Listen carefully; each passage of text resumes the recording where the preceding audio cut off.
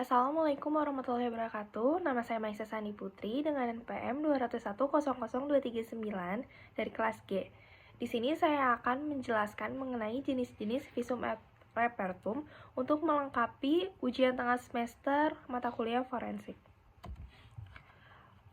Visum et repertum adalah keterangan tertulis yang dibuat dokter atas permintaan tertulis secara resmi penyidik tentang pemeriksaan media terhadap seorang manusia, baik hidup ataupun mati, atau bagian dari tubuh manusia, berupa temuan dan interpretasinya di bawah sumpah untuk kepentingan di peradilan.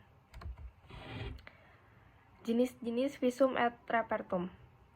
Menurut Sujatmiko dalam Francisca 2017 menerangkan bahwa visum et repertum digolongkan menurut objek yang diperiksa, yakni sebagai berikut.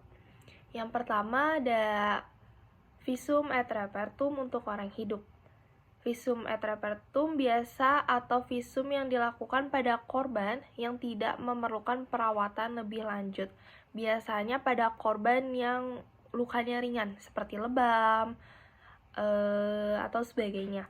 Lalu yang kedua, visum et repertum sementara atau visum yang dilakukan apabila korban memerlukan perawatan lebih lanjut karena diagnosis dan derajat lukanya belum dapat dibuat. Apabila sembuh baru akan dilakukan visum et repertum lanjutan.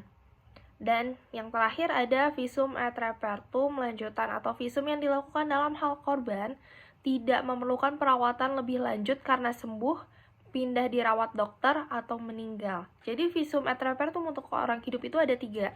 Ada yang biasa, ada sementara, dan ada lanjutan. Lalu yang kedua, visum et repertum untuk orang mati atau jenazah. Visum yang dilakukan pada orang mati, untuk melakukannya penyidik akan mengajukan permintaan bedah mayat atau otopsi. Biasanya untuk melakukan otopsi itu harus ada perizinan dulu dari keluarga, diperbolehkan atau tidak. Visum et repertum untuk orang mati itu ada 4. Yang pertama, visum et repertum tempat kejadian perkara TKP. Visum ini dibuat setelah dokter selesai melaksanakan pemeriksaan di tempat kejadian perkara.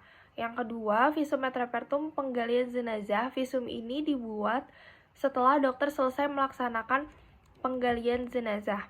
Yang ketiga, visum et repertum psikiatri. Visum ini dilakukan pada terdakwa yang pada saat pemeriksaan di sidang pengadilan menunjukkan gejala-gejala penyakit jiwa.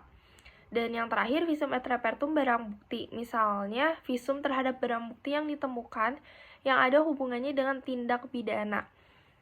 Contohnya darah, bercak, mani, selongsong peluru, ataupun pisau. Jadi kesimpulannya adalah terdapat 2 jenis visum et repertum. Yang pertama untuk bagi korban hidup dan yang kedua bagi korban mati. Visum et repertum untuk orang hidup antara lain visum et repertum penganiayaan, perlukaan seperti KDRT dan asusila. Tujuan dari visum et repertum itu sendiri adalah untuk membedakan surat atau keterangan ahli yang dibuat dokter dengan surat atau keterangan ahli yang dibuat oleh ahli lain yang bukan dokter. Sekian penjelasan jenis-jenis visum et repertum dari saya. Terima kasih. Mohon maaf apabila ada kata-kata yang kurang berkenan. Wassalamualaikum warahmatullahi wabarakatuh.